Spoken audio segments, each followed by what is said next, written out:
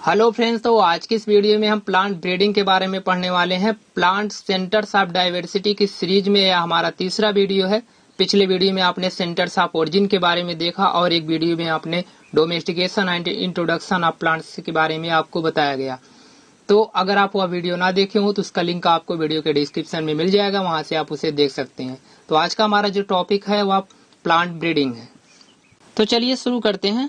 Plant breeding, सबसे पहले समझते हैं कि प्लांट ब्रीडिंग होता क्या है। देखिए, जब किसी भी क्रॉप में ह्यूमन अपने अकॉर्डिंग उसकी अपनी इकोनॉमी के अनुसार उस प्लांट्स की जेनेटिक्स को चेंज कर दे, उसकी साइकोलॉजी को चेंज करके उस क्रॉप में कुछ इंप्रूवमेंट कर देता है, तो उसे हम लोग प्लांट ब्रीडिंग कहते हैं। अगर इसे हम दूसरे शब्दों में एक्सप्लेन करना चाहें तो देखिए, आजकल का जो समय है बहुत अनफेवरेबल टाइम है।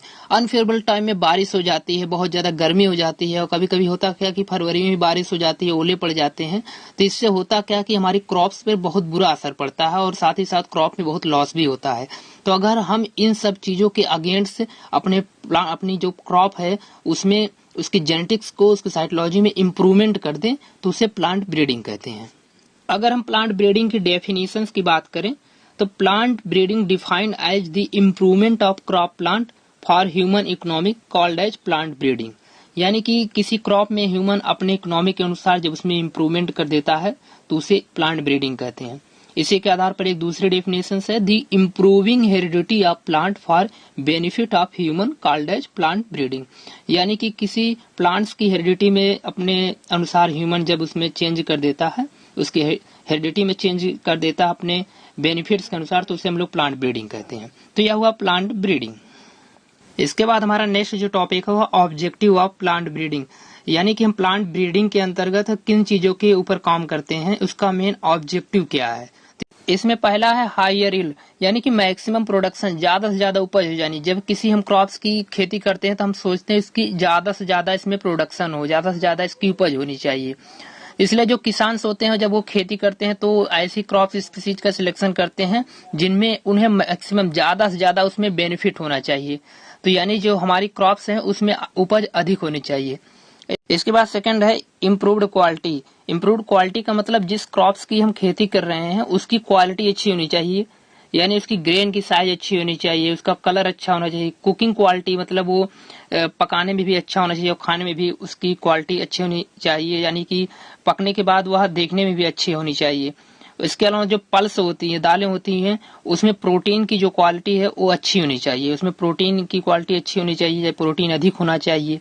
तो इन सब चीजों के बारे में इम्प्रूव्ड क्वालिटी के अंतर्गत हमें ध्यान देना चाहिए। तो ये सब चीजें उसमें रहनी चाहिए, तभी जो किसान होते हैं इसको सेलेक्ट करते हैं। क्योंकि जो किसान होते हैं वो लोग ऐसी क्रॉप स्पीसीज का सिलेक्शन करते हैं जिनमें उन्हें प्रॉफिट अधिक हो, फायदा जिसमें अधिक रहेगा उसी क्रॉप्स की वो सिलेक्शन करेंगे।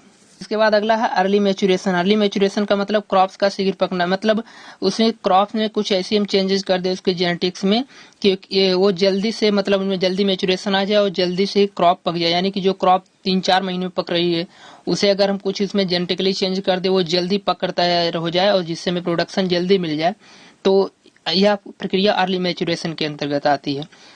इसके बाद अगला है सिंक्रोनस मैच्योरेशन, यानी कि क्रॉप्स का एक साथ पकना।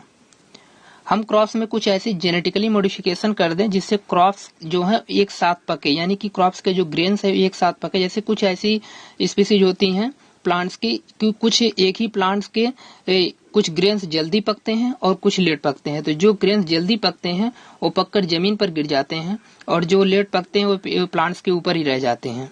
इससे हमें करना क्या चाहिए कि उनकी जेनेटिकली मॉडिफिकेशन कर देना चाहिए जिससे वो जल्दी पके। इसके अलावा और भी प्लांट्स के कुछ कैरेक्टर हैं। तो अदर प्लांट कैरेक्टर जो है, जैसे कि कोई क्रॉप है तो उसकी साइज बहुत ज्यादा बड़ी नहीं होनी चाहिए। इससे होगा क्या कि अगर आंधी या वगैरह आती है, हवा तेज चलने से होता क्या कि वो क्रॉप गिर जाती है, जमीन पे गिर जाती है, जिससे इसमें नुकसान हो जाता है।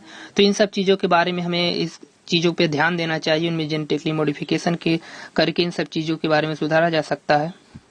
तो ऑब्जेक्टिव ऑफ प्लांट ब्रीडिंग के अंतर्गत इन सब चीजों के बारे में हमें ध्यान देना चाहिए, इनमें जेनेटिकली मॉडिफिकेशन करके इन सब चीजों के बारे में सुधारा जा सकता है। तो आज की इस वीडियो में हमने प्लांट ब्रीडिंग के बारे में पढ़ा और साथ ही साथ ऑब्जेक्टिव ऑफ प्लांट ब्रीडिंग के बारे में देखा।